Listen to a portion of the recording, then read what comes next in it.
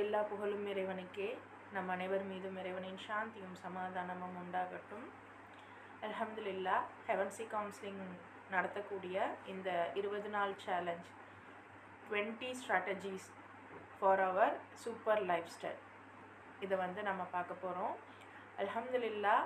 இன்னைக்கு நம்ம கூட இணைஞ்சிருக்கிறது mister Shafeeq Ahmed.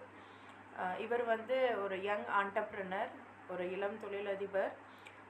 BE civil, MBA in HR, MSc psychology முடிச்சுட்டு diploma in journalism, diploma in Islamic psychology, diploma in counselling psychology and diploma in public administration. So இத்தனை விஷயங்கள் சமூக ரீதியாக அவங்க படிச்சுட்டு அது ரிலேட்டடாக அவங்களுடைய ஃபீல்டு ஒர்க்லேயும் இருக்கக்கூடிய ஒரு சிறந்த இளம் ஆண்டர்ப்ரனரை இன்னைக்கு உங்கள் கூட இணைச்சிருக்கிறதுல அல்ஹம்துலில்லா ஹெவன்சி கவுன்சிலிங் ரொம்ப மகிழ்ச்சி அடையுது. அஸ்ஸலாமு அலைக்கும் brother, welcome to our community.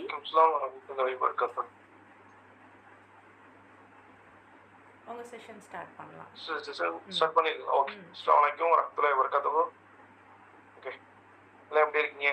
இன்னைக்கு டாபிக் என்ன பார்க்க போறோம்னா எக்கனாமிக் மேனேஜ்மெண்ட் இன் இஸ்லாம். இது எல்லா வாழ்க்கைக்குமே தேவையான ஒரு தலைப்பா இந்த தலைப்பை நான் பார்க்குறேன். ஓகே, உங்களுக்கு ஒரு ஃபர்ஸ்ட் எடுத்தானே ஒரு கொஸ்டின் கேட்டுடலாம். எல்லாம் உங்களுடைய மந்த்லி எக்ஸ்பென்ஸ் எவ்வளோ இருந்தால் நல்லா இருக்கும்னு நினைக்கிறீங்க? எனக்கு மந்த்லி 1 lakh இருந்தால் நல்லா இருக்கும், 2 lakh இருந்தால் நல்லா இருக்கும்னு நீங்கள் நினைக்கிறத இங்கே வந்து சேட் பாக்ஸில் நீங்கள் சொல்லலாம். அது மாரி எதுவும் இல்லையா? Okay okay.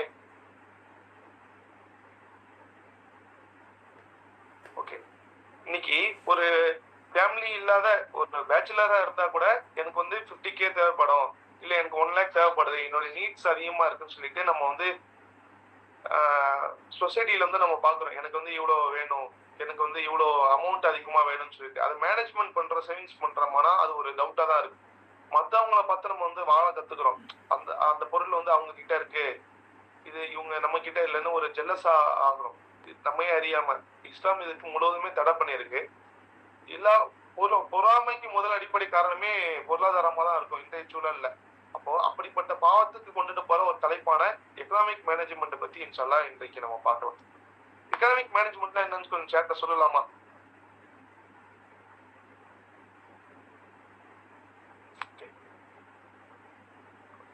Balance wealth and charity. First நம்ம பார்க்க போறது என்னன்னா, நம்ம எல்லாமே ஏர்ன் பண்றோம்ல. இப்போ எல்லா வீட்லயுமே ஒரு பொருளாதார சிக்கல் என்னன்னா, எங்களுக்கு 20ஆம் தேதிக்கு மேல சேவிங்ஸ் இருக்க மாட்டேங்குது, வீட்டுல கஷ்டமா இருக்குங்கிற வார்த்தைகள் லட்சங்கள்ல சம்பாதிச்சாலும் சரி, ஆயிரங்கள்ல சம்பாதிச்சாலும் சரி, எல்லாருடைய வீட்டுல இருந்தா இதனுடைய வார்த்தைகள் தான் வருது. அப்போ அந்த பைனான்சியலா எப்படி நம்ம கரெக்டா பண்ணிக்கணும்னு இன்னைக்கு நம்ம பார்ப்போம். ஃபர்ஸ்ட் இன்னைக்கு சொல்லுவாங்கல்ல, ஃபைனான்சியல் நீங்க திட்டமிடுறது எல்லாமே மந்த்லி என்னன்னா ஒரு ஸ்கெடியூல் பண்ணுவாங்க. அப்போ நம்ம என்ன பண்ணணும், சேரிட்டிக்குன்னு ஒரு, இங்க யாரெல்லாம் சேரிட்டி பண்றா இந்த சப்ஜெக்ட்ல, எனக்கு மந்த்லி 1 lakh சேலரி வருது, இதுல நான் இவ்வளவு சேலரி இது இவ்வளவு சேரிட்டி கொடுக்க போறேன்னு யாரும் முன்னாடியே எழுதி வச்சுப்பா பட்ஜெட் போடும் போதே. அப்படி யாராச்சும் இருக்கீங்களா? 1 lakh இருக்குன்னா இது ஒரு 5,000 10,000 நான் சேரிட்டி பண்ணிடணும். இன்னைக்கு உலக சைத்தான் எப்படியா நம்மளை வழிகெடுப்பானா, உன்கிட்ட 50,000 தான் இருக்கு, உன்கிட்ட 1 லட்சம் தான் இருக்கு, நீ கொடுத்துறாது, அது உன்கிட்ட குறைஞ்சிரும்னு சொல்லுவானா. அல்லாஹ் என்ன சொல்றான், தர்மம் செய்யுங்களா, அது அல்லாஹ்வின் பாதையில நீங்க 1 மடங்கு கொடுத்தா அது 10 மடங்கா நமக்கு ரிப்பீட் வரும். அப்ப என்ன பண்ணும், நம்ம நினைக்கிறோம்ல எனக்கு இந்த பொருளாதாரம் 10 அப்ப நம்ம இருக்கிறதுன்னு தர்மம் பண்ணோம்னா அல்லாஹ் நமக்கு என்ன பண்ணுவோம், பல மடங்கு அல்லாஹ் அறியாத போறதுல இருந்து நமக்கு உதவி பண்ணுவோம், அது நமக்கு தெரியாது. அப்போ கொடுத்து நம்ம கொடுக்கறதுனால செல்வம் குறையுங்கிறது சைத்தானுடைய எண்ணம், கொடுத்தா செல்வம் வருங்கிறது அல்லாஹ்வுடைய எண்ணம். அல்லாஹ் நம்மளுக்கு சொல்லி தந்த கூட வழிமுறை. அப்ப என்ன பண்ணணும், உங்களுக்கு பைனான்சியலா ஸ்ட்ரகிளா இருக்கா, எனக்கு பைனான்சியல்ல ஸ்ட்ரகிளா இருக்குன்னா நம்ம ஃபர்ஸ்ட் பண்ண வேண்டியது ஒரு சதக்கா. முடிந்தளவு சின்ன ஒரு 10 ரூபாயா இருந்தாலும் பிரச்சனை இல்லை, நீங்க சதக்கா பண்ணுங்க. அதோடைய விளைவுகள் எப்படி பல மடங்கு கிடைக்குது நீங்க உங்க வாழ்க்கையிலேயே நீங்க பாப்பீங்க. உங்களுடைய அறியாத புறத்துல இருந்து உங்களுக்கு அது உதவும். ஓகே, உங்களுடைய பொருளாதாரத்தை இங்க யாரெல்லாம் ஏர்ன் பண்ணிட்டு இருக்கா அதை சேட் பாக்ஸ்ல சொல்லலாமா? நான் ஏர்ன் பண்றேங்கிறவங்க சேட் பாக்ஸ்ல நீங்க சொல்லலாம். யாரும் இல்லையா சேட் பாக்ஸ்ல? யாரும் இல்லையா? சேட் பாக்ஸ் எனக்கு ஒர்க் ஆகும் இல்லையா? நான் ஏர்ன் பண்றேன் ஏர்னிங் பீப்புள்ஸ் வந்து இதில் கமெண்ட் பண்ணலாம் இல்லையா? அப்படி யாரும் ஓகே. இப்போ இஸ்லாமிக் மேனேஜ்மெண்ட்ல பார்க்கும்போது செல்வத்தை வந்து எந்த அளவுக்கு வலியுறுத்தி சொல்லுதுன்னா, எல்லாருமே வந்து நீங்க வந்து தொழுகை முடிஞ்சதுக்கு அப்புறம் பூமி முழுவதும் பறந்து விரிந்து உங்களுடைய பொருளாதாரத்தை தேடுங்கன்னு சொல்லியிருக்கு. அப்ப பொருளாதாரத்துக்கு இஸ்லாம் வந்து இம்பார்ட்டன்ஸ் கொடுக்கிறது தான். இஸ்லாம் வந்து இல்ல இருக்கிறத வச்சு வாழ சொல்லுது. இல்ல உங்களை வந்து 10,000 இருந்தாலும் அதை வந்து எடுத்துக்கிட்டு வாழ சொல்றாங்க. அதை விட தாண்டி சம்பாதிக்க சொல்லலாம் சொல்ல முடியாது.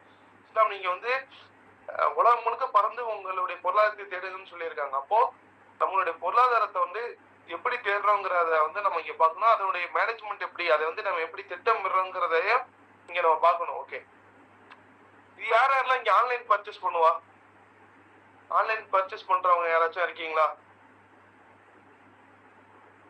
நம்மளுடைய பொருளாதாரத்தை வந்து எப்படி திட்டமிடுறோம்னா, ஒரு பட்ஜெட் போடுறோம். ஆனா நம்ம என்ன பண்றோம், நம்ம அறியாமலே வந்து அமேசான்ல பார்த்துட்டு இருக்கோம், பிளிப்கார்ட்ல பார்த்துட்டு இருக்கோம். அப்ப நம்ம அறியாமே நமக்கு அந்த பொருள் தேவையா நம்ம பார்க்கணும்ல.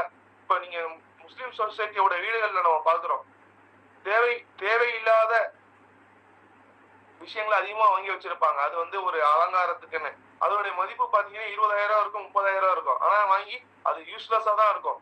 நான் முஸ்லீம் வீடுகள்ல வந்து எங்க ஊர் பக்கத்துல போய் பாத்தீங்கன்னா லட்சக்கணக்கில் வந்து வெசல்ஸ் இருக்கும். அந்த பிரைஸ் அதோட மதிப்பு. ஆனா அது யூஸே பண்ண மாட்டாங்க. அப்ப அந்த அளவுக்கு பொருளாதாரத்தை வந்து அந்த இடத்துல வந்து லாக் பண்றாங்க முஸ்லீம் சொசைட்டி. அப்போ ஒரு பொருளை வாங்கணும்னா, பொருள் வந்து வாங்க போகும்போதுன்னா அது நமக்கு தேவையா இல்லையான்னு சொல்லிட்டு ஆராய வேண்டிய கட்டாயத்துல நம்ம இருக்கோம். நம்ம பாக்குறதெல்லாம் நம்ம வாங்கிட்டோம்னா அது நம்மளுக்கு வந்து பர்சனல் ப்ரொஃபஷனல் லைஃப் யூஸா இருந்ததுன்னா வாங்கலாம். எதுவுமே இல்லாம ஒரு 10 ஷூ வச்சிருப்பாங்க, ஆனா அவங்க வீட்டை விட்டே வெளில போக மாட்டாங்க. அது தேவையா இல்லையா நீங்க சொல்லுங்க. ஒரு ஒரு ஒரு ஷூ வச்சிருப்பாங்க, 10 ஷூ வச்சிருப்பாங்க, ஆனா அவங்க வீட்டை விட்டே வெளில போக மாட்டாங்க. காரணம் ஆன்லைன்ல பார்க்கும் போதெல்லாம் வாங்கிட்டு இருப்பாங்க. அப்ப குழந்தைகள் வந்து இங்க வந்து எல்லா வீட்லயும் குழந்தைகள் இருக்கும். அப்ப குழந்தைங்களுக்கு இங்க வந்து நிறைய வாங்கி தருவாங்க. குழந்தைங்களுக்கு நான் விஷயத்துல வந்து காசு பார்க்க மாட்டாங்க. ஆனா அப்படி இருக்கக்கூடாது. ஒரு பொருள் குழந்தைங்களை வாங்கி கேட்கணும்னா கூட அந்த பொருளை அந்த குழந்தைங்களுக்கு தேவையான்னு முதல்ல பார்க்கணும். அந்த பொருளுடைய வேல்யூ, அந்த உணர்தல் வந்து எடுத்தானே அம்மாட்ட கேட்டா உடனே வாங்கி கொடுத்துட்டாங்க, அப்பாட்ட கேட்டானா உடனே வாங்கி கொடுத்துட்டாங்கன்னு அந்த எண்ணம் இல்லாம, இல்ல அந்த பொருள் தேவையான எங்க அம்மா வந்து ஒரு வாட்டி யோசிப்பாங்க, அதுக்கப்புறம் தான் எனக்கு வாங்கி கொடுப்பாங்கிற அந்த தாட்டை பசங்களுக்கு விதைச்சிட்டோம்னா அது பசங்களுமே தேவையா இருந்தாதான் அடுத்து கேட்பாங்க. அவங்களும் அது பைனான்சியல் மேனேஜ்மெண்ட்ல வந்து பார்த்து அவங்களும் செலவு பண்ணுவாங்க. ஆனா நம்ம இன்னைக்கு என்ன பண்றோம், ஒரே பையன் தான் இருக்கான்னு சொல்லிட்டு நம்ம பாக்குறத கேட்கறத எல்லாமே நம்ம வந்து பிள்ளைங்களுக்கு வந்து வாங்கி தரோம். இந்த விஷயத்துல இருந்து நம்ம வந்து தவிர்த்துக்கணும். ஓகே, இதனுடைய பர்ச்சேஸ் நான் சொன்னா அன்வான்ட் பர்ச்சேஸ். இதுல எதெல்லாம் நம்ம யாரெல்லாம் பண்ணுவோம் அன்வான்ட் பர்ச்சேஸ்? எனக்கே அதெல்லாம் நான் பண்ணிட்டு இருக்கேன், எனக்கு அது வேணும் போல இருக்குன்னு யாராச்சும் தோணி இருக்கா? ஆன்லைன் பர்ச்சேஸ் வந்து நான் அதிகமா பண்ணுவேன், எனக்கு அதுல இருந்து வெட்டணும்னு தோணி இருக்குன்னு யாருக்காச்சும் இங்க இருக்கீங்களா? அப்படி இருந்தா அது குறைச்சிக்கங்க. ஏன்னா அப்படி யாரும் இல்லைன்னா சந்தோஷம், மகிழ்ச்சி. அப்படி இருக்கிறவங்க அதை வந்து குறைச்சிக்கங்க. நம்ம ஆன்லைன்ல பார்க்கும் போது என்ன ஆகுதுன்னா நம்மளுடைய டைமுமே வேஸ்ட் ஆகுது. ஒரு சாதாரணமா ஒரு பிளாட்ஃபார்ம் பார்த்திருப்போம், ஆனா அது 1 hour நம்ம ஸ்க்ரால் பண்ணிட்டே இருப்போம் அந்த ப்ராடக்ட்டை பத்தி. ஒரு நாள் பார்ப்போம், 2 நாள் பார்ப்போம், 3ஆவது நாள் அதை அவாய்ட் பண்ண மாட்டோம், 3ஆவது நாள் வந்து அதை வாங்கிடுவோம். அப்ப அதே மாதிரிதான் வந்து ஸ்ட்ராட்டஜி வச்சிருக்காங்க. இப்போ நம்ம போன்ல ஒரு ப்ராடக்ட்டை பத்தி பேசினாலே அந்த ப்ராடக்டோட அட்வர்டைஸ்மெண்ட் வர அளவுக்குலாம் நம்மளுக்கு வச்சிருக்காங்க. அந்த ப்ராடக்ட்டை நம்ம எப்படியாச்சும் வாங்கிடணும்னு. இப்ப ஸ்விக்கி ஜொமேட்டோல வந்து ஃபுட்டு வாங்குறவங்களுக்கு தெரியும், நம்ம வந்து கரெக்ட் 30 days அதே டேட்டுக்கு ஆர்டர் பண்ணிருப்போம். 4வது நம்ம வந்து ஆர்டர் பண்ணதா இருந்தா கூட பண்ணிருக்க மாட்டோம், நோட்டிபிகேஷன் வரும் நீங்க இன்னும் ஆர்டர் பண்ணலையா. அப்ப அந்த அளவுக்கு வந்து உங்களுடைய பொருளாதாரத்தை வந்து ஆன்லைன் ஷாப்பிங்கா இருந்தாலும் சரி, ஆன்லைன்ல வந்து ஃபுட் வாங்குறதா இருந்தாலும் சரி, அதை வந்து அதிகமா கொண்டுட்டு போகுது. உங்களுடைய ஒரு சின்ன பசங்களை பாக்குற கேட்ஜெட்ஸ், தேவையில்லாம கேட்ஜெட்ஸ் நம்ம வாங்குறோம். அதெல்லாம் நீங்க நோட் பண்ணிருக்கீங்களான்னு தெரியல. கேட்ஜெட்ஸ் நமக்கு தேவைக்கு வாங்கிக்கலாம். இப்ப நம்மளுடைய பொருளாதாரம் அதிகமா எதுல செலவழியுதுன்னா கேட்ஜெட்ஸ், அன்வான்ட் திங்ஸ்ல தான் நம்ம வந்து செலவழியுது. அதை வந்து நம்ம குறைச்சிக்கணும்னா இஸ்லாம் அதிகமா எல்லாத்துக்கும் நம்ம இஸ்லாம் வந்து ஒரு விஷயம் எல்லா விஷயத்துக்குமே நம்மளுக்கு வந்து சொல்லி இருக்கு. அப்ப அதை வந்து இஸ்லாம் சொன்னதை வந்து நம்ம ஃபாலோ பண்ணணும். இஸ்லாம் என்ன சொல்லியிருக்காங்க, இஸ்லாத்தை வந்து பொருளாதாரத்துல எப்படி உங்க வாழ்வை எப்படி சம்பாதிச்சு அந்த ஒரு பொருளாதாரம் எப்படி வந்து சம்பாதிச்சு அதை எப்படி செலவு பண்ணலாம் கேட்டிருக்காங்க. அப்ப பொருளாதாரத்தை நம்ம செலவு பண்றதுல வந்து அது மறுமையில கேள்வி கணக்கு என்ன கேட்க போனா உங்களுடைய பொருளாதாரத்தை நீங்க எப்படி செலவு பண்ணீங்கன்னு. அப்ப நம்ம வந்து அந்த கேள்விக்கு நம்மளே கேட்கிறோம்ல. இப்ப நீங்க உங்களுக்குள்ளே ஒரு கொஸ்டின் கேட்டுக்கங்க, என்னுடைய பொருளாதாரத்தை நான் எப்படி செலவு பண்ணேன், என்னோட பொருளாதாரத்தை நான் எப்படி சம்பாதிச்சேன்னு உங்களுக்குள்ளே நீங்க கொஸ்டின் ரைஸ் பண்ணிக்கிட்டீங்கன்னா எத்தனை பேருக்கு வந்து நீங்க இதுல ஆன்சர் பண்ண முடியும்? ஆமா, என்னோட பொருளாதாரத்தை வந்து நான் தேவை எதுவோ அதுல செலவு பண்ணேன், தேவையானது போய் மிச்சத்தை நான் சதக்கா பண்ணேன், பிறருக்கு உதவி பண்ண, உறவினருக்கு கொடுத்தேங்கிறத சொற்பமான நபர்களை தான் சொல்ல முடியும். ஆனா நம்ம எப்படி செலவு பண்றோம்? இது வந்து வீட்டுல ஒருத்தவங்க கேள்வி கேட்டாலே, நீ என்ன அப்படி அன்வான்டடா திங்ஸ் வாங்குற, எனக்கு தெரியும் நீங்க போங்கன்னு அவங்கள்ட்ட ஆசா பேசுறோம். ஆனா அல்லாஹ் கேள்வி கேட்பானா, நீ பொருளாதாரத்தை எப்படி செலவு பண்ணன்னு. நம்ம வந்து பொருளாதாரத்தை வந்து சம்பாதிக்கிறது அதோட கஷ்டம், அதோட கஷ்டம் அதை சேமிக்கிறது. அதுல நம்ம பாக்குறோமானா அதை நம்ம வந்து மேனேஜ் பண்ண கத்துக்கணும், பைனான்சியல் மேனேஜ்மெண்ட். ஓகே, இதுல ரிபா. ஓகே, இந்த பொருளாதாரத்துல வந்து அன்வான்டடா பர்ச்சேஸ் பண்ற என்ன ஆகுதுன்னா, தேவைக்கு வந்து அவங்கள்ட்ட காசு இருக்க மாட்டேங்குது. அதாவது ஒரு எமர்ஜென்சினாலோ பசங்களுக்கு ஃபீஸ் கட்டணும்னாலுமே அந்த இடத்துல அவங்க என்ன பண்றாங்கன்னா ஒரு இன்ட்ரெஸ்ட் நோக்கி போறாங்க, ஹராமா செலவு பண்றாங்க. அது ஒரு பக்கம். அந்த பொருளாதார ஷார்டேஜ் வரும்போது இன்ட்ரெஸ்ட் வாங்கி செலவு பண்றவங்க எல்லாம் நம்ம சூழலை பார்க்க முடியுது. நம்மளுக்கு என்ன அல்லாஹ் கொடுத்துருக்கோம் அதுல இருந்து செலவு பண்றது ஒரு விதம். ஊரை பார்க்கணும். சோப் வந்து இஸ்லாத்துல ஹராம். அது எத்தனை பேருக்கு தெரியும்னு தெரியல. சோப் வந்து என்கிட்ட இந்த பொருள் இருக்கு பாத்தீங்களா, நான் இதெல்லாம் பண்ணிருக்கேன் பாத்தீங்களான்னு நம்ம என்ன அல்லாஹ் கொடுத்த பொருளாதாரத்தை வச்சு நம்ம வந்து என்ன பண்றோம், மக்கள்கிட்ட வந்து வெளிக்காட்டுறோம். நான் என்னென்னலாம் வாங்கியிருக்கேன் பாரு, அல்லாஹ் எனக்கு என்னென்ன பொருளாதாரத்தை கொடுத்துருக்கான் பாருங்கிறத நம்ம வந்து ஒரு லக்ஸரியா காமிக்கிறோம். அது வந்து சோப், அதாவது தேவைக்கு வாங்கினா பிரச்சனை இல்லை. சோப்ங்கிற ஒரு மக்கள்கிட்ட காட்டணுங்கிறதுக்காக ஒரு பொருளை வாங்கணும்னா அது வந்து ஹராம். சோப்காக என்னைக்குமே நம்ம பண்ணக்கூடாது. நம்ம ஒரு பண்ணோம்னா தேவை இருக்கா, அலமதுலில்லாஹ் நம்ம வாங்குறோம். தேவையில்லாத பட்சத்துல ஒருத்தவங்கள்ட்ட பாக்குற 3 போன் இருக்கு. எப்படி நீங்க 3 போன் யூஸ் பண்ணுவீங்கன்னா, ஐபோன் வந்து வெளியில எடுத்துட்டு போறதுக்கு மட்டும் நான் யூஸ் பண்ணுவேன். அப்ப ஃப்ரெண்ட் சர்க்கிள்ல அதை காட்டும் போது எனக்கு நல்லா இருக்கும்னு சொல்றாங்க. அல்லா தான் அதுல இருந்து நம்மளை பாதுகாக்கணும். அது சோப். நான் ஒரு புது ஒரு 30,000 ருபீஸ்ல ஒரு வாட்சி வாங்கினா கூட காமிக்கிறாங்க, நான் இதெல்லாம் வாங்கியிருக்கேன் பாத்தியான்னு. இப்போ அது இல்லாதவங்களுக்கு ஒரு எண்ணத்தை உண்டு பண்ணும். தேவையா இருந்தா வாங்கிக்கலாம். ஆனா சோப் பண்றதுக்காண்டி வாங்குறாங்க. சோப் வந்து இஸ்லாத்துல தடுத்திருக்கு. அப்படி சோப்புக்காக வாங்குறாங்களே அவங்களோட எப்படி வாழ்க்கை எப்படி இருக்குன்னா, ஒரு பொருளை வாங்குறதுக்காக வெயிட் பண்ணி வாங்க மாட்டாங்க. ஒரு இஎம்ஐல நோட் போட்டும் வாங்குவாங்க. எத்தனை பேர் நீங்க நோட் பண்ணிருக்கீங்கன்னு தெரியல.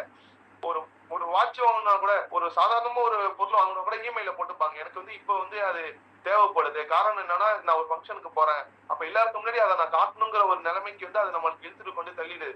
சோ ஹராம். ஹராம். இந்த ரிபா இன்ட்ரெஸ்ட் வாங்கி நம்ம ஒரு பொருள் வாங்குறோம்ல, அதுவுமே ஹராம்.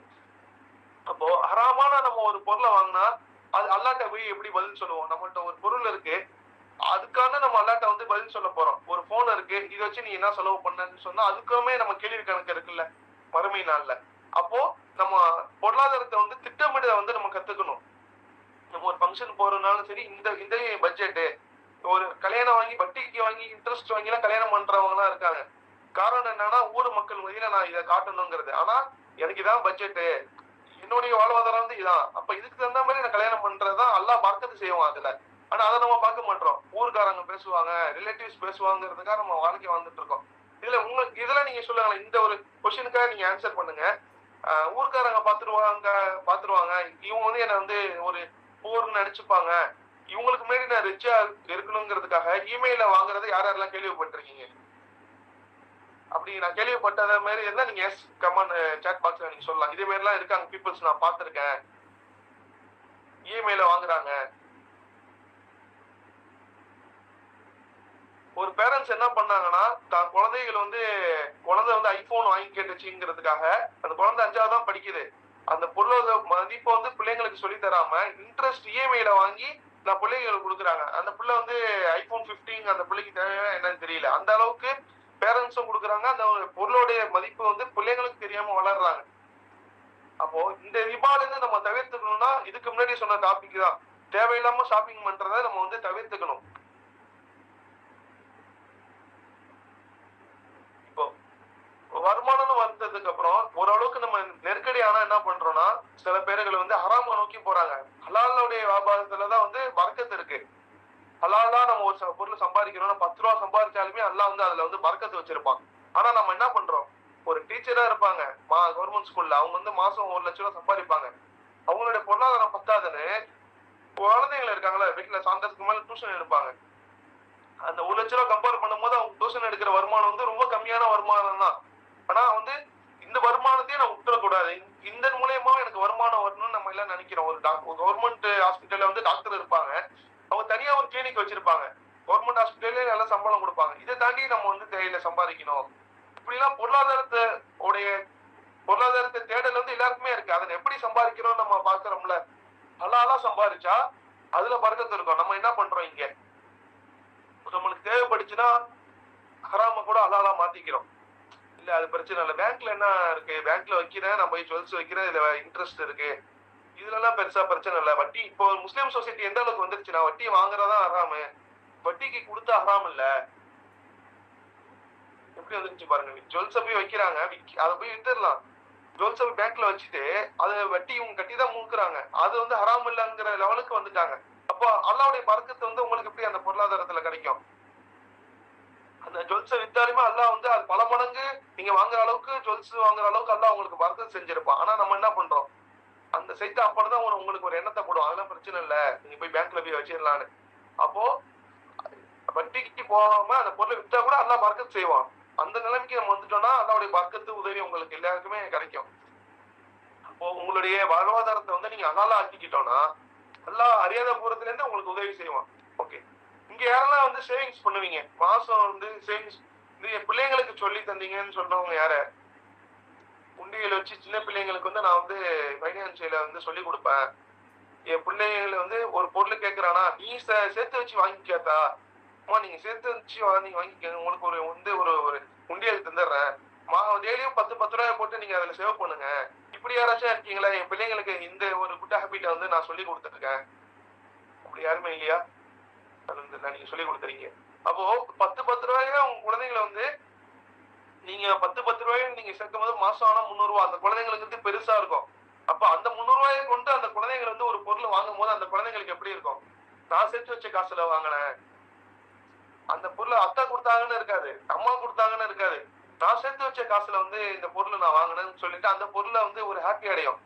அப்படியா நீங்க வந்து உங்களுக்கு ஒரு பொருள் வேணா நீ சேர்த்து வச்சு வாங்கிக்கிறதா, இப்படி நம்ம சொல்லி கொடுத்தோம்னு வச்சுக்கோங்களேன், அந்த புள்ள வந்து சேர்த்து வச்சு வாங்குறத வந்து அந்த புள்ள ப்ரௌடா இருக்கும். அப்ப அந்த சேர்த்து வைக்கிற பழக்கம் வந்து அந்த பிள்ளைக்கு வந்து லைஃப் லாங் ஃபுல்லா டிராவல் ஆகும். ஆனா நம்ம என்ன பண்றோம் இங்க? அது வந்து இப்போ லேடிஸ்க்காக வந்து நகை சேர்ப்பாங்க. கல்யாணம் ஆகணும், கட்டி கொடுக்கணுங்கிறதுக்காக சின்ன பிள்ளையில இருந்தே நகை சேர்க்க ஆரம்பிப்பாங்க. அது ஒரு ஃபைனான்சியல் செக்யூரிட்டிக்காக பண்ணுவாங்க. ஆனா இன்னைக்கு உள்ள ஜென்ரேஷன் வந்து சேர்த்து வைக்கிற ஒரு மனப்பான்மையை வந்து தொலைச்சிட்டோம். எப்படி இருக்குன்னா காசு இருக்கு செலவு பண்றோம், இன்னைக்கு இல்லைன்னா நாளைக்கு பாத்துக்கலான்னு. ஆனா உங்களுடைய ஒரு எமர்ஜென்சி நீடுக்காக யாருக்கையும் கை நீட்டாம இருக்கணும்னா உங்களுடைய பொருளாதாரத்துல 20% நீங்க சேவ் பண்ணாதான் உங்களுடைய இக்கட்டான சூழ்நிலை வந்து அந்த பொருளாதாரம் வந்து உதவும். என்ன பண்ற ஈஸியா வந்து லோன் தருவாங்க. உங்களுக்கு இது தேவையா லோன் தருவாங்க. உங்களுடைய தேவையா உங்களுடைய தேவைகளை யூஸ் பண்ணிட்டு அவங்க எப்படி சம்பாதிக்க முடியுமோ எல்லாத்தையுமே சம்பாதிப்பாங்க. ஆனா நம்ம என்ன பண்றோம்னா சேர்த்து வச்சுட்டு நம்ம யார்ட்டையும் கை நீட்டி வாங்குறதுக்கும் தேவைகள் இல்லை.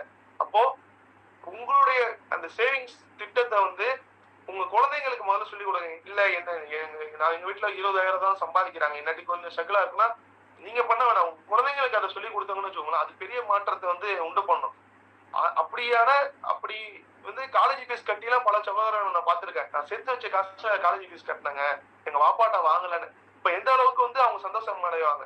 அப்போ எதுவா இருந்தாலும் சின்ன ஒரு 10 ரூபாயா இருந்தாலுமே உங்க ஸ்டூடெண்ட் உங்க டாக்டர் சன் வந்து ஏதோ ஒரு வாங்கி கேட்கறாங்க, ஏதோ ஒரு கேட்ஜஸ் வாங்கி கேட்கறாங்க, நீ சேர்த்து வச்சு நீ வாங்கிக்கன்னு சொல்லி கொடுங்க. அதனுடைய மகிழ்ச்சி வந்து நீங்களும் பாப்பீங்க, உங்க குழந்தைங்களும் பார்ப்பாங்க. இந்த விஷயத்துல சேரிட்டி அது ஜகாத், இந்த விஷயத்துல நம்ம எத்தனை பேர் இருக்கோம் நம்ம பார்க்க வேண்டிய சூழல்ல இருக்கு. சேரிட்டி இஸ்லாம் வந்து வலியுறுத்தி சொல்லக்கூடிய ஒரு முக்கியமான அமல் வந்து சேரிட்டி. அது ஜகாத். நம்மளுடைய 4வது கடமை வந்து ஜகாத். இப்ப நம்ம எந்த நிலைமைக்கு வந்தோம்னா சேரிட்டி பண்றது வந்து ஜக்காத்துங்கிற நிலைமைக்கு நம்ம வந்துட்டோம். உங்களுடைய வாழ்வாதாரத்துல உங்களுடைய செல்வத்துல 2.5% தான் கொடுக்க சொல்லியிருக்காங்க. 100 ரூபாய்க்கு 2 ரூபா 50 பைசா. இது நமக்கு எந்த அளவுக்கு வந்துட்டு தெரியுமா? நோம்புல 10 ரூபா சில்லறையை மாத்தி வரவங்களுக்கு கொடுக்கறதா ஜக்காத்துன்னு நம்ம நினைச்சிட்டு இருக்கோம். அப்படி கிடையாது. உங்களுடைய வாழ்வாதாரத்துல அந்த 2.5% நீங்க வந்து கொடுத்து பாருங்க, உங்களுடைய செல்வம் எப்படி பெருகுதுன்னு நீங்க பாப்பீங்க. ஆனா நம்ம என்ன பண்றோம்? இல்ல இது வந்து என்கிட்ட போயிடும், அதனால அந்த சைத்தானுடைய தாட்ல வந்து நம்ம விடுபடணும்னா ஜக்காத்து கொடுத்து பாருங்க, அது சேரிட்டியும் கொடுத்து பாருங்க. லாஸ்டா நம்ம என்னைக்கு சேரிட்டி கொடுத்து ஏதாச்சும் நினைவே இருக்கா? லாஸ்டா ஒரு சகோதரர்கிட்ட கேட்கிறேன், சேரிட்டி எப்ப லாஸ்டா பண்ணீங்கன்னு. அது எப்ப கடைசி நோம்புல பண்ணன்னு சொல்றாங்க. நீங்க சேரிட்டி பண்ணீங்கன்னா உங்களுடைய ஆபத்தான உங்களுக்கு ஒரு நிகழ்வு நடக்க போது அதுல இருந்துமே உங்களை தடுக்கும். டெய்லிக்கும் யாராச்சும் பாக்குறாங்களா? ஒரு 10 ரூபா ஒரு 5 ரூபா வச்சு நீங்க உங்கள்கிட்ட இருந்து சேரிட்டி பண்ண கத்துக்கங்க. உங்க பசங்களுக்கும் சொல்லி கொடுங்க. இப்போ வந்து உங்க பசங்க யாராச்சும் கேட்கறாங்கன்னா பசங்க கையில இருந்து நீங்க கொடுக்க வைங்க. அதுக்கப்புறம் யாராச்சும் கேட்டா உங்க பசங்களே எடுத்து கொடுப்பாங்க. அதே மாதிரி அந்த மாதிரி ஒரு பசங்களை அந்த மாதிரி குழந்தைகளை உருவாக்கணும், பழகிக்கணும். நம்ம என்ன பண்றோம், அதெல்லாம் தர முடியாது போங்க. நம்ம வரட்டா நம்ம பிள்ளைங்க எப்படி நம்மளை பார்த்துதான் நம்ம பிள்ளைங்களுக்கு ரோல் மாடல் யாரு? உங்க பிள்ளைங்களுக்கு வந்து ரோல் மாடல், உங்க குழந்தைங்களுக்கு வந்து ரோல் மாடல் யாரு? பேரண்ட்ஸ் தான். முதல் ரோல் மாடல் வந்து யாருன்னா பேரண்ட்ஸ் தான். இப்ப அவங்கள பார்த்து தான் சின்ன சின்ன ஹேபிட்டை வந்து கத்துப்பாங்க. தொழுவுறதா இருக்கட்டும், மத்தவங்கள்ட்ட பேசுறதா இருக்கட்டும், பிற மக்களை வந்து அணுகிற விதமா இருக்கட்டும், எல்லாமே பேரண்ட்ஸ் பார்த்து தான் கத்துப்பாங்க. அப்ப சதக்காகக்கூடிய விஷயங்கள் இல்லையா, உங்களுடைய குழந்தைங்களுக்கு நீங்க சொல்லிக் கொடுங்க. நீங்க கொடுங்க. அந்த குழந்தைகளை வச்சு நீங்க கொடுத்தாங்கன்னா அந்த குழந்தைகள் வந்து சதக்கா மக்களை மாறினா அந்த நன்மை உங்களுக்கும் வந்துகிட்டே இருக்கும். Islamic investment principle. ஓகே, இந்த இன்வெஸ்ட்மெண்ட் எப்படின்னா, நிறைய இங்க வந்து சிஸ்டர்ஸ் அதிகமா இருக்கீங்க. என்கிட்ட வந்து 1 லட்ச ரூபா இருக்கு, இதை நான் வந்து ஒரு நபர்கிட்ட கொடுத்த மாசம் எனக்கு 3000 ரூபாய் தராங்க. அது என்ன பிசினஸ்லாம் நான் பாக்குறது இல்ல. இதனுடைய ஒரு வலையில வந்து இஸ்லாமிய மக்கள் வந்து அதிகமா சிக்கிக்கிறாங்க. குரோஸ்ல எல்லாம் கொடுக்குறாங்க. 1 கோடி ரூபாய் கொடுத்த மாசம் எனக்கு வந்து 1 லட்ச ரூபாய் கொடுப்பான், அதனால நான் கொடுக்குறேன்னு சொல்லி மாத்தி பாத்துக்கிறாங்க. அதோட பிசினஸ் ஹலாலா ஹராமான்னு நம்ம பார்க்க வேண்டிய சூழல்ல இருக்கோம். ஏன்னா எங்க ஊர் பகுதிகளில் வந்து அதிகமான சிஸ்டர்ஸ் வந்து என்ன பண்ணாங்கன்னா, குழுங்கிற ஒரு இடத்துல வந்து மாட்டிக்கிறாங்க. இந்த மாதிரி வட்டிக்கு வாங்கி அவங்களுடைய வாழ்வாதாரமே அது மூலமா அழிஞ்சு போயிடுது. இன்னொரு பக்கம் பல ஸ்கேம்கள் ஏமாத்துறாங்க. இன்னொன்னு என்ன பண்ணாங்கன்னா, நீங்க 1 லட்ச ரூபாய் கொடுத்தா 100ஆவது நாள் உங்களுக்கு 2 லட்ச ரூபாய் திருப்பி கொடுப்போன்றாங்க. அப்ப வீட்டுல சும்மாதான் இருக்குன்னு கோல்டெல்லாம் வித்துட்டு போய் 90 லட்ச ரூபாய் எனக்கு தெரிஞ்ச ஒருத்தவங்க வந்து இன்வெஸ்ட்மெண்ட் பண்ணிருக்காங்க. கோல்டே பெரிய அசெட் தான். இங்க வந்து என்ன நினைச்சுக்கிறோம், கோல்டு சும்மாதான் இருக்கு, அது வந்து நம்மளுக்கு வந்து எந்த ஒரு வருமானத்தையும் தெரியலன்னு. நீங்க சும்மா கோல்ட வந்து ஒரு 100 கிராம் இருக்குன்னா அதை நீங்க வீட்டுல வச்சிருந்தாலே 1 இயர் கழிச்சு அதோட மதிப்பு வந்து இன்க்ரீஸ் ஆகதான் செய்யும். ஆனா அந்த கோல்டு வித்துட்டு போய் கொடுத்து அவங்க வந்து அந்த அமௌண்ட்டை கொடுக்க மாட்டாது, பேராசைப்படுறோம். 1 லட்ச ரூபாய் கொடுத்தா 100 நாள்ல 2 லட்ச ரூபாய் கொடுத்துருவாங்க. பல ஸ்கேம்ல வந்து முஸ்லீமுடைய பொருளாதாரம் வந்து மாட்டிக்கிட்டு இருக்கு. அப்போ நம்ம என்ன பண்ணோம், அந்த பிசினஸ் கொடுக்க போறது ஹலாலா? இப்ப இங்க சகோதரிகள் இருக்கீங்க, இது வந்து எந்த ஒரு பிசினஸுமே 1 லட்ச ரூபாய் கொடுத்தா 100 நாள்ல வந்து 10 லட்ச ரூபாய் எல்லாம் கொடுக்க முடியாது. இது வந்து இம்பாசிபிள். இப்போ ஒரு 10 நாளைக்கு முன்னாடி ஒரு ஸ்கேம் பண்ணிருக்காங்க. என்ன வாங்கியிருக்காங்கன்னா, 1 லட்ச ரூபாய் கொடுத்தா இந்த நாடு வந்து பிரதமர் வந்து எல்லாருக்கும் 1 கோடி ரூபாய் கொடுக்குறாங்க, பிளாக் மணி எல்லாம் ஒயிட்டா மாத்திட்டாங்க. அப்போ நீங்க என்ன பண்ணுங்க, 1 லட்ச ரூபாய் கொடுங்க, அந்த டாக்குமெண்ட் ப்ராசஸ் தான் 1 லட்ச ரூபாய். 100ஆவது நாள் உங்களுக்கு 1 கோடி ரூபாய் வந்துடும் சொன்னாங்க. எல்லாருமே வந்து 1 லட்ச ரூபாய் 2 லட்ச ரூபான்னு கொடுத்துருக்காங்க. அப்போ அதனை விட ஒரு வருமானம் வந்து நமக்கு ஹலாலா ஹராமா? 1 கோடி ரூபாய் கொடுத்து ஒருத்தன் 1 லட்ச ரூபாய் கொடுத்து 1 கோடி ரூபாய் தரேன்னு சொன்னானா அது எப்படி ஹலாலா மாறும்? ஆனா நம்ம என்ன பண்றோம், பேராசைப்பட்டு இருக்கிற நகையெல்லாம் வித்துட்டு போய் கொடுத்துட்டு அதுக்கான அந்த கொடுத்த தொகையை கூட வர மாட்டேங்குது. அப்போ ஒரு பிசினஸ்ல நம்ம இன்வெஸ்ட்மெண்ட் பண்றோம்னா அது ஹலாலா நம்ம பார்க்க வேண்டியது இருக்கு. எந்த ஒரு பிசினஸ்மே 100 நாள்ல அப்படியே டபுளாலாம் தொட்டுறாது. அது பிசினஸ் சைட்ல இருக்கிறவங்களுக்கு தெரியும். ஆனா நம்ம என்ன பண்றோம், நம்மளுடைய பேராசையில நம்ம வந்து இருக்கிற பணத்தெல்லாம் போய் கொடுத்து அதுல போய் ஏமாந்துடுறோம். அப்ப நமக்கே ஒரு தாட் வந்திருக்கு, என்னன்னா அது பிரச்சனை இல்லை வாங்கிக்கலாம்னா. ஹராம நோக்கி நம்ம போகும்போது இருக்கிற ஹலாலான பொருளாதாரமும் நம்மள்ட்ட இருந்து போயிடுது. அப்போ உங்க வீட்டுல கணவர் வந்து சம்பாதிச்சுட்டு வராங்களா, நீங்க வந்து ஆமா இது ஹலாலா மாறப்போனோம், ஹராமானா நமக்கு தேவையில்லை. இப்போ உள்ள யங் ஜெனரேஷன் கப்புள்ஸ் எப்படி தெரியுமா மாறுறாங்க, நீ எப்படி வேணாலும் சம்பாதிச்சுட்டு வா, எனக்கு வந்து பணங்கிற வேணுங்கிற நிலைமையில தான் பேரண்ட்ஸும் இருக்காங்க, அவங்களுடைய வரப்போற பார்ட்னருமே இருக்காங்க. அப்படி இல்லாம நீங்க 10 ரூபா சம்பாதிச்சாலும் ஹலாலா சம்பாதிச்சுட்டு வாங்கன்னு நம்ம சொன்னா அதனுடைய வார்த்தை எப்படி இருக்கும்? அல்ல அதுல பக்கத்து வச்சிருப்பானே, அதை ஏன் நம்ம திங்க் பண்ண மாட்டோம்? எனக்கு தெரிஞ்ச விஷயம் 90 லட்சம் 1 கோடி ரூபாய் கொடுத்துருக்காங்க. 1 கோடி ரூபாய் எல்லாத்தையும் கொடுத்துட்டு கடைசியில அந்த 1 கோடி ரூபாய் வராம மன உளைச்சல் ஆகி ஹாஸ்பிட்டல் செலவு வச்சு கூடுதல் செலவு தான் அடையிறாங்க. அப்ப நம்ம கேட்கும் போது அது ஹராம்னு தெரியாதா வாப்பான்னு கேட்கும் போது தெரிஞ்சுதான் நான் தெரிஞ்சிச்சு, நான் ஏதோ ஒரு எண்ணத்துல வந்து கொடுத்துட்டேன்னு சொல்றாங்க. அப்போ இன்வெஸ்ட்மெண்ட் பண்ண போனீங்கன்னா, உங்களுடைய வீட்டுல ஒரு பொருளாதாரம் இருக்கு, நீங்க இன்வெஸ்ட்மெண்ட் பண்ண போனீங்கன்னா அந்த இன்வெஸ்ட்மெண்ட் வந்து ஹலாலா நீங்க பார்க்க வேண்டிய கட்டாயத்துல இருக்கீங்க. இன்ஷா அல்லாஹ் உங்களுடைய பொருளாதாரத்தை வந்து நீங்க ஹலாலான வழியில சம்பாதிங்க, ஹலாலான வழியில செலவு பண்ணுங்க. நாளைக்கு இறைவன்ட்ட நம்ம வந்து பதில் சொல்ல போறோம். உன்னுடைய வாழ்வாதாரத்தை வந்து உன்னுடைய வாழ்வாதாரத்தை நீ எப்படி ஈட்டின, உன் பொருளாதாரத்தை வந்து நீ எப்படி சம்பாதிச்சேன்னு சொல்லும் போதும் அதை எப்படி நீ செலவு பண்ணுன்னு சொல்லும் போதும் அது அல்லாட்ட நாளைக்கு நம்ம என்ன பதில் சொல்ல போறோங்கிற ஒரு எண்ணத்தை வந்து நீங்க இன்னைக்கு விதைச்சிட்டீங்கன்னா ஹராமான நம்ம எந்த ஒரு வியாபாரத்திலையும் இறங்க மாட்டோம், ஹராமா நம்ம சம்பாதிக்க மாட்டோம். இன்னும் சில சகோதரர்கள் இருக்காங்க, அவங்களுடைய வாழ்வாதாரம் எப்படி இருக்குன்னா, நான் ஹலாலா சம்பாதிப்பேன், ஹராமா சம்பாதிக்க மாட்டேன். ஆனா ஹராமா சம்பாதிக்கிறவங்க வீட்டுல போய் அவங்க ஹராமா சம்பாதிக்கிறாங்கன்னு தெரியும், அவங்க கூட நான் வந்து பிசினஸ் வச்சுப்பேன், தொடர்பு வச்சுப்பேன், நான் ஒரு காசு தான் கொடுக்குறேன், ஆனா அவங்க எப்படி சம்பாதிக்கிறாங்கன்னு மேட்டர் இல்ல.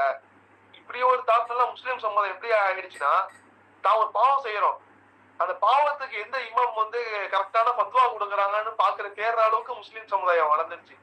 நன்மைக்கு பத்வா கொடுக்குற ஒரு கட்டத்துல இல்ல. நான் செய்யற பாவத்துக்கு எந்த இமாம் வந்து கரெக்டான இந்த பத்துவா, இந்த பாவம் கரெக்ட் தான்ங்கிற பத்துவா கொடுப்பாங்க. அப்படிப்பட்ட இமாம வந்து யூடியூப்ல நம்ம சர்ச் பண்ணிட்டு இருக்கோம். அல்லாஹ் தான் நம்ம அதுல இருந்து பாதுகாக்கணும். அப்ப நம்ம என்ன பண்ணணும், நம்மளோட வாழ்க்கையும் சரி, வியாபாரமா இருந்தாலும் சரி, வாழ்வாதாரமா இருந்தாலும் சரி, எல்லாத்தையும் நம்ம ஹலாலா நம்ம பண்ணிக்கணும். ஹராமான ஒரு ரூபா வந்தா கூட இந்த பணம் எனக்கு வேணாம் சூழ்நிலையில இருந்து நம்ம எடுத்துக்கணும். இறைவன் வந்து நம்மளுடைய வாழ்வாதாரத்துல வந்து வர்க்கத்தை உண்டாக்கணும். எதன் அடிப்படையில நம்ம வந்து கேட்டோமோ பேசணுமோ அதன் பிறகு நம்ம வாழக்கூடிய மக்களா நம்ம மாற்ற வந்து இறைவன் நம்மளை இன்ஷால்லா மாற்றணும். ஹராமான வியாபாரம், ஹராமான பணத்தில இருந்து விடுவித்து ஹலாலை கொண்டு வாழக்கூடிய மக்களாக இறைவனை நம்மளை வந்து உருவாக்கணுங்கிற பிரார்த்தனையோடு என்னுடைய உரையை முடிவு செய்கிறேன். வாயுதவான அல்ஹம்துலில்லாஹி ரப்பில் ஆலமீன். அஸ்ஸலாமு அலைக்கும் வரஹ்மத்துல்லாஹி வபரகாத்துஹு.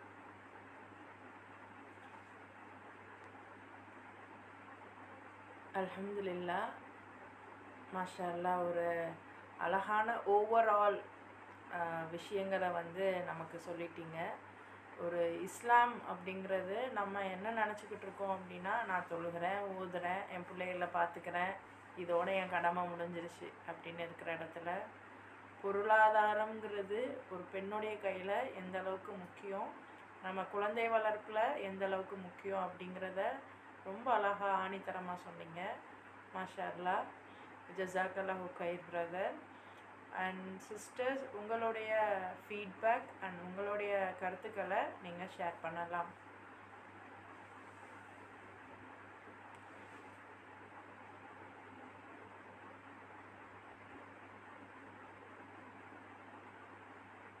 இன்றைக்கி என்ன கற்றுக்கிட்டீங்க, உங்களுடைய கற்றல் என்ன, உங்களுடைய ஃபீட்பேக் என்ன?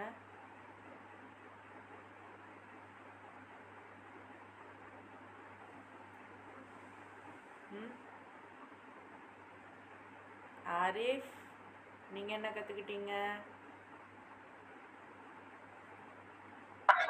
நம்ம காசை வந்து வீணடிக்க கூடாதுன்னு கத்துக்கிட்டேன்.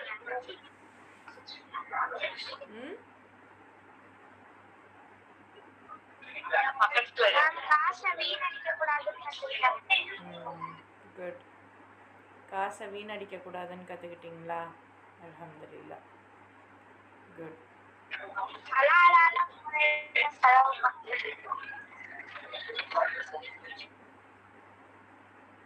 ஓகே, ஹலாலான முறையில் செலவு பண்ணணும். குட். வேறு மற்றவர்கள் உங்களுடைய ஃபீட்பேக்ஸ் ஷேர் பண்ணலாம். அஸ்ஸலாமு அலைக்கும் வரஹ்மத்துல்லாஹி வபரகாத்துஹு. வலைக்கும் சலாம். ஃபினான்ஷியல் மேனேஜ்மெண்ட் பற்றி ஒரு குயிக்கான ஒரு அவேர்னஸ் கொடுத்துருக்காங்க. மோஸ்ட்லி லேடிஸ் வந்து எமோஷ்னலாக நம்ம ஷாப்பிங் பண்ணுவோம். ப்ரீ பிளான் பண்ணிட்டு நம்ம போனாலுமே மால்லையும் சரி ஏதோ டிஸ்கவுண்ட் ஆஃப் பண்ணால் ஈஸியாக நம்ம அட்ராக்ட் ஆகி அதை எடுத்துருவோம். வீட்டுக்கு வந்து பார்த்தா அதோட பில்லு டபுள் மடங்கு நம்ம பிளான் பண்ணதுக்கும் அதுக்கும் பயங்கரமான ஒரு டிஃப்ரென்ஸ் இருக்கும். ஸோ அந்த எமோஷ்னல் ஷாப்பிங் பண்ணக்கூடாதுன்ற விஷயங்கள் கற்றுக்கிட்டோம். அண்ட் தென் பசங்களுக்கு வந்து ஸ்டார்டிங்லேருந்து இந்த சேவிங்ஸோட இம்பார்ட்டன்ஸை சொல்லிக் கொடுக்கணுன்றது நல்ல கிளாரிட்டியோட சொன்னாங்க. அண்ட் தென் இஸ்லாமிக்கா ஹலாலா மணி ஏர்ன் பண்ணுறதுடைய எவ்வளோ அதோட இம்பார்ட்டன்ஸ் எவ்வளோ, அதில் எவ்வளோ பறக்குது அப்படின்ற விஷயத்த க்ளீன் அண்ட் கிளியராக சொன்னாங்க. ஜஸாக்கல்லாஹ். அல்ஹம்துலில்லாஹ். எஸ், அழகா ஓவராலாக இதுதான் சம்மரிங்கிற மாதிரி சொல்லிட்டீங்க. குட், மாஷா அல்லாஹ். மற்றவர்கள் அண்ட் நீங்கள் உங்களுடைய டவுட்ஸ் கூட கேட்கலாம். ஸோ இந்த மாதிரி எக்ஸ்பர்ட்ஸ்லாம் வந்து நம்மக்கிட்ட நமக்கு ஒரு செஷன் எடுக்கிறாங்க அப்படின்னா அதை பயன்படுத்திடணும். ஸோ இன்னும் உங்களுக்கு ஒரு நிமிஷம் டைம் இருக்குது. லாஸ்ட் கேள்வி ஆர் உங்களுடைய. அஸ்ஸலாமு அலைக்கும். எனக்கு ஒரு சின்ன டவுட். இப்போ வந்து ஜக்காத் அண்ட் சதகா சொன்னாங்க. ஜக்காத் வந்துட்டு நம்ம ஏர்ன் பண்ணல, நமக்கு வந்து மேரேஜ் அப்போ நமக்கு வெறும் கோல்டு தான் வந்து போட்டு கட்டி கொடுக்குறாங்க. 10 பவுன் போடுறாங்க, 15 பவுன் போடுறாங்க. பட் அந்த கோல்டுக்கு நமக்கு வந்து ஜக்காத் கட்ட ஆக்டிவ் வருமானம் இல்லை. இப்போ நம்ம மேரேஜ்க்கு முன்னாடி நம்ம அப்பா கட்டியிருப்பாங்க, நம்ம அம்மா கட்டியிருப்பாங்க. பட் அதுக்கப்புறம் அது வந்து நம்மளோட கோல்டு தான், நம்மளோட ஹஸ்பண்டோடது கிடையாது. ஸோ அவங்க கட்டணும் அப்படின்னு கம்பல்ஷன் கிடையாது. ஸோ அப்படி இருக்கும்போது நம்ம கிட்ட ஏதாவது ஆக்டிவ் வருமானம் இருந்தால் நம்ம இந்த மாதிரி ஜக்காத்து கொடுக்கலாம். அப்படி இல்லைங்கிற பட்சத்துல அதை எப்படி நம்ம கால்குலேட் பண்றது, அதை எப்படி நம்ம பே பண்றது, ஜகாத் எப்படி நம்ம இது பண்றது?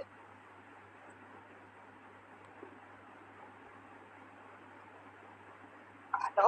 அல்ஹம்துலில்லா. ஸோ ஃபர்ஸ்ட் ஆஃப் ஆல் வந்து நம்ம ஜக்காத் படி பார்க்கும்போது, அண்ட் ஷஃபிக் பிரதர் நீங்கள் இதுக்கு ஆன்சர் பண்ணுறீங்களா?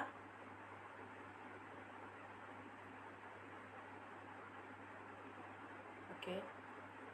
இப்போ ஜக்காத் அப்படின்னு நம்ம பார்க்கும்போது, நம்ம திருமணம் முன்னாடி நமக்கு வந்து இப்போ ரீசெண்ட் டைம்ஸில் வந்து நகை தான் தராங்க. ஸோ நகை வந்து ஒரு ஸ்டேபிள் அசட்டாக இருக்குது, நமக்கு தொடர்ந்து வருமானம் வர்றதில்லை. அப்போது எனக்கு நான் என்கிட்ட வருமானமும் இல்லை, நகை தான் இருக்குது. அப்போ நான் எப்படி ஜக்காத்து கொடுக்கறது அப்படின்னு பார்த்தீங்கன்னா, வேறு ஆப்ஷனே இல்லை. என்னென்னா நம்மளுடைய நகையை தான் கொடுக்குற மாதிரி இருக்குது. பட் இங்கே என்ன சொசைட்டி பிரச்சனை அப்படின்னா, என்ன தான் நம்ம நகை வந்து நமக்கு போடப்பட்டிருந்தாலும் அதனுடைய கேள்வி கணக்கு நம்மளுடைய அத்தா அம்மா கிட்ட இருக்கும். நீ வந்து அந்த நம்ம வந்து மற்ற விஷயத்துக்காக அடகு வச்சா கூட அவங்க கேட்க மாட்டாங்க. பட் ஜக்காத் அப்படின்னு வரும்போது அவங்க கேள்வி கேட்பாங்க. நான் தானே போட்டேன், நீ எதுக்கு ஜக்காத்தா கொடுத்த அப்படிங்கிற மாதிரியான கேள்விகளும் கேட்பாங்க. பட் வேறு ஆப்ஷன் இல்லை. பட் இதை நம்ம எப்படி ஆல்டர்னேட்டாக எடுக்கலாம் அப்படின்னா, எஸ், இதுக்காக தான் பொருளாதார மேனேஜ்மெண்ட் பற்றி நம்ம இது பண்ணுறோம். ஸோ எந்த அளவுக்கு முடியுமோ அந்த அளவுக்கு உங்களுடைய பொருளாதாரத்தை நீங்கள் மேம்படுத்திக்கிடணும். அதுக்காக இருக்கக்கூடிய செலவுகளுக்காக உங்களுடைய இதையுமே பயன்படுத்திக்கிடணும். அது வரைக்கும் நம்மளுடைய ஜக்காத் அப்படின்னா நம்மளுடைய நகையிலேருந்து 2%. இப்போ நீங்கள் எத்தனை கிராம், ஒரு 20 பவுன் ஒரு சம் கிராம் கணக்கு இருக்குது. ஸோ அதுக்கு மேலே உங்ககிட்ட இருக்குது அப்படின்னா அதில் 2% எவ்வளவோ அந்த அமௌண்ட்டை கணக்கெடுத்து we have to give as a zakat அப்படின்னு சொல்லுவாங்க. பட் 80 கிராம் அப்படிங்கிறப்போ எப்படி சொல்கிற 10 பவுன் 11 பவுன் கிட்ட இது பண்ணோம் அப்படின்னா நமக்கு அது கரெக்டாக இருக்கும். பட் இதுலேயுமே நம்ம இன்டெப்த்தாக பேசணும், இது பண்ணுற விஷயங்கள் நிறைய இருக்குது. ஸோ நம்ம ஈஸியாக சொல்லிடலாம், ஒரு ஃபத்வா கொடுத்துடலாம். பட் நம்ம வந்து ப்ராக்டிக்கலாக பார்க்கும்போது நிறைய இஷ்யூஸ் இருக்குது நம்மக்கிட்ட.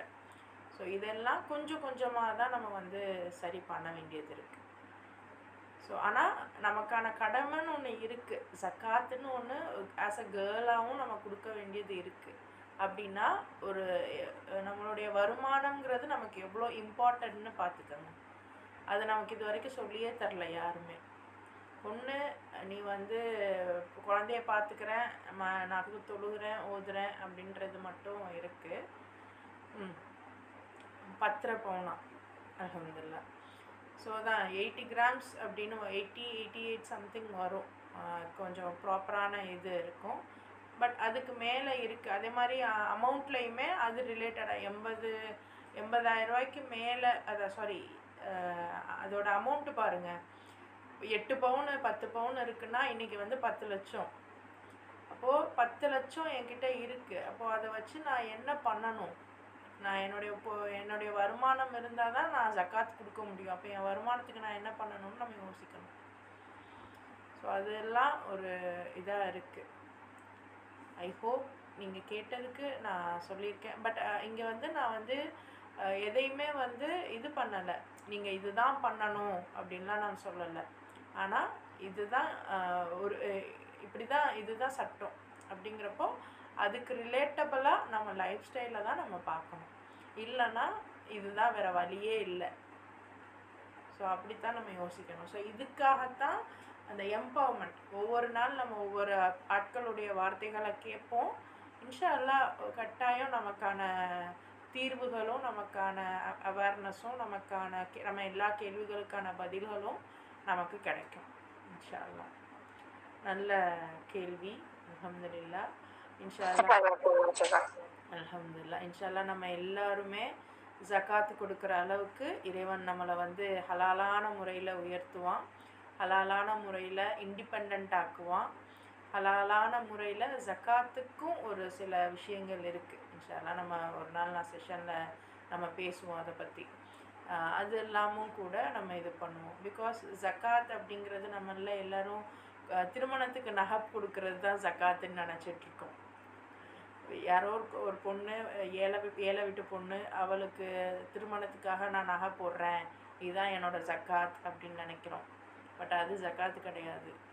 யாரோ ஏழை வீட்டு பையன் அல்லது ஏழை வீட்டு பொண்ணு அவங்களுடைய வருமானத்துக்காக தொழிலுக்காக ஸ்ட்ரகிள் ஆகும்போது நாம் அவங்களுக்காக சப்போர்ட் பண்ணுறோம்ல, அவங்களுக்கு நம்ம கொடுக்குறோம்ல, அதுதான் உண்மையான ஜக்காத். ஒருவேளை நபி ஸல்லல்லாஹு அலைஹி வஸல்லமுடைய ப்ராப்பர் இது இருந்திருந்தால் அதுக்காகத்தான் அதை பயன்படுத்தியிருப்பாங்க. இன்றைக்கி நம்ம கொஞ்சம் அந்த மாதிரி பொலிட்டிக்கல் இஷ்யூஸ்லாம் இருக்குது. ஸோ அதனால் நம்மளால் முடிஞ்சது நமக்கு கிட்ட இருக்கிறவங்க கிட்ட, நம்மளோட ரிலேட்டிவ்ஸ், நம்மளுடைய ஆட்கள் மேலே வர்றதுக்காக நாம் ஜக்காத் கொடுப்போம் இன்ஷா அல்லாஹ்.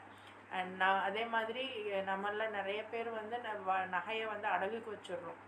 அடகு வச்சு எவ்வளோ இஷ்யூஸ் ஆகுது. நிறைய சிஸ்டர்ஸ் நம்மக்கிட்டே சொல்கிறாங்க, நான் அடகு வைக்கிறேன் ஆனால் அதை இது வரைக்கும் திருப்பலை, கல்யாணம் ஆகி 15 இயர்ஸ்லாம் ஆகுது, 15 இயர்ஸாக வட்டி மட்டும் கட்டிகிட்டே இருக்காங்க. அப்போது அந்த மாதிரிலாம் இல்லாமல் சரியான முறையில் நம்மளுடைய ஃபினான்ஷியல் மேனேஜ்மெண்ட்டை நம்ம கற்றுக்கிறணும். இறைவன் அதுக்கு வழி புரிவான் இன்ஷா அல்லாஹ். கொஞ்சம் கொஞ்சமாக நம்ம இது பண்ணுவோம். துவா செய்யுங்க. நம்ம கட்டாயம் அல்லாஹ் நம்ம எல்லாருக்குமே மேன்மையை தருவோம் இன்ஷா அல்லாஹ். நல்ல கேள்விகள் ஃப்ரம் அலிஃபியா சிஸ்டர். நேற்றும் அருமையாக இருந்தது, இன்றைக்கும் அருமையாக இருக்குது. தாட் ப்ரொவோக்கிங்காக இருக்குது. சூப்பர். ஓகேம்மா, இன்ஷா அல்லாஹ் நாளை இன்னும் உங்களுக்கான மிக அழகான ஒரு செஷன் காத்திருக்கு. பெண்கள், மிக முக்கியமாக மாம்ஸ் எல்லாருக்குமே தேவையான ஒரு செஷன். சொல்லுங்கம்மா, உங்கள் ஃபீட்பேக் சொல்லுங்கள். சிஸ்டர், ஒரே ஒரு விஷயம் பதிவு பண்ணிக்கிறேன். அஸ்ஸலாமு அலைக்கும் வரஹ்மத்துல்லாஹி வபரகாத்துஹு. இப்போ நீங்கள் சொன்னீங்க இல்லையா, அடகு வச்சு நிறைய சகோதரிகள் அதில் கஷ்டப்படுறாங்க அப்படின்னு. நிறைய சகோதரிகள் அந்த மாதிரி வட்டி போனால் அது அல்லாஹ்வுக்கு எதிராக போராடுறது அப்படிங்கிற ஒரு அவேர்னஸ் இல்லாமல் அதில் போய் மாட்டிக்கிறாங்க. மறுமையில அதுக்கான தண்டனை என்ன அப்படிங்கறது உணராம, அதோட விழிப்புணர்வு இல்லாம அந்த அடகுகளை வச்சு இப்போதைக்கு நம்ம பிரச்சனை சரியானா போதும் அப்படின்னு மாட்டிக்கிறாங்க. ஆனா இது பிரச்சனை சரி பண்ற விஷயம் இல்ல, இது மறுமை வரையும் நம்மள பிரச்சனைக்கு உள்ளாக வேண்டிய விஷயம் அப்படிங்கறத உணர சில சகோதரிகள் மறுத்து இந்த மாதிரி செய்யறாங்க. ஆனா சில சகோதரிகள் வட்டியில போன பெண்களை காப்பாற்றணும் அப்படின்னு சொல்லி ஒரு சில விஷயங்கள் பண்றாங்க. அது என்னன்னா, வட்டியில இருந்து காப்பாற்றணும்னு சொல்லி அவங்களால முடிந்த ஒரு உதவித்தொகை கொடுக்குறாங்க. அதை மாசம் மாசம் உங்களால இப்ப மந்த்லி 20,000 கொடுக்குறாங்க அப்படின்னா மாசம் 1,000 ரூபாய் கொடுத்து இல்ல 2,000 ரூபாய் கொடுத்து அதை நீங்க அடைச்சிக்கலாம். ஆனா அதுல அடைக்கும் போது கொடுத்த கடன் வாங்குற 20,000 அடைச்சிட முடியும், அசல அடைச்சிட முடியும், வட்டி அதுல இருக்காது. சரிங்களா? ஆனா நீங்க மத்த இடத்துல உங்க நகையை கொடுத்து 20,000 வாங்கினீங்கன்னா நீங்க வருஷம் ஃபுல்லா வட்டி தான் கட்டினே தவிர அந்த அசல் அப்படியே தான் இருக்கும். இப்ப சில சகோதரிகள் இது அல்லாஹ்வுக்காக முன்னெடுத்து செய்யறாங்க. இது மாதிரி நிறைய புதுமையான விஷயங்கள் சில சகோதரிகள் செஞ்சுட்டு இருக்காங்க. அதை இந்த இடத்துல பதிவு செஞ்சுக்கேன். அல்ஹம்துலில்லாஹ், அல்ஹம்துலில்லாஹ், ஜஸாக்கல்லாஹு கைர். இன்ஷா அல்லாஹ். எஸ், இந்த மாதிரி பொருளாதாரத்தில் இருக்கப்பட்டவங்க இந்த மாதிரி சப்போர்ட் பண்ணுறாங்க. அண்டு இன்னும் நாமளும் எப்படி சப்போர்ட் பண்ணலாம்? என்கிட்ட பொருளாதாரம்லாம் இல்லை சிஸ்டர், நான் எப்படி சப்போர்ட் பண்ணலாம் அப்படின்னா, முடிஞ்சளவு யாரெல்லாம் சுயமாக சின்ன சின்ன விஷயங்கள் செய்கிறாங்களோ அதெல்லாம் நீங்கள் வாங்கலாம். நம்ம வெளியில் போய் ஒரு இடத்துல நம்ம மார்க்கெட்டில் போய் வாங்குறத விட ஹார்லிக்ஸாக இருக்கட்டும் அல்லது வேறு மற்ற பிராண்டடு திங்ஸாக இருக்கட்டும், அதை தாண்டி வீட்டில் செய்கிற விஷயங்களை நீங்கள் பர்ச்சேஸ் பண்ணலாம். ஸோ இந்த மாதிரி உங்கள் கண் முன்னாடி செய்யக்கூடிய ஹலாலான தொழில்களுக்கு நீங்கள் சப்போர்ட் பண்ணுங்கள். ஹலாலான தொழில்களுக்கு நீங்கள் அந்த மாதிரியான ப்ராடக்ட்ஸை வாங்கி பயன்படுத்துங்க. இதன் மூலமாக இப்போ ஸ்டார்ட் அப் பண்ணியிருக்கக்கூடிய சிஸ்டர்ஸும் பயன்பெறுவாங்க. ஏன்னா நம்மள நிறைய பேர் பணம் இருக்கிறவங்க கொடுக்குறாங்க, பணம் இல்லாதவங்க என்ன பண்ணுறது அப்படின்னா, இப்படி தான் நம்ம நம்மளுடைய சேரிட்டியை கொடுக்கணும். இன்ஷா அல்லாஹ் ஒருத்தருக்கு ஒருத்தர் நம்ம சப்போர்ட்டாக இருப்போம், ஒருத்தருக்கு ஒருத்தர் நம்ம இணக்கமாக இருப்போம். அண்ட் நல்ல ஒரு சூப்பரான ஒரு பதிவு. பிகாஸ் ஒரு ஃபினான்ஷியல் எக்கனாமிக்கல் மேனேஜ்மெண்ட்டுங்கிறது அவ்வளோ ஈஸி இல்லை. ஸோ அதை வந்து அழகாக நமக்கு சொல்லி கொடுத்துட்டு போயிட்டாரு. ஜஸாக்கல்லாஹ் கயிர் பிரதர். இன்ஷா அல்லாஹ் நாளைக்கு நம்ம நியூட்ரிஷனிஸ்டோட சந்திக்கலாம். ஓகேவா? எல்லா புகழும் இறைவனுக்கே. நம் அனைவர் மீதும் இறைவனின் சாந்தியும் சமாதானமும் உண்டாகட்டும். அஸ்ஸலாமு அலைக்கும் வரஹ்மத்துல்லாஹி வபரகாத்துஹு.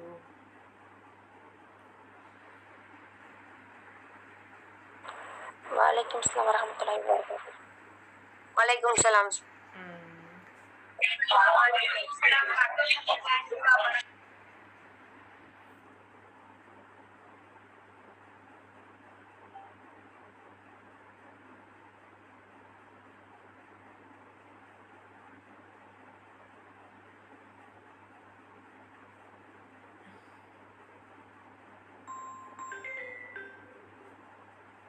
ஹலோ, வலைக்கும் சலாம்மா.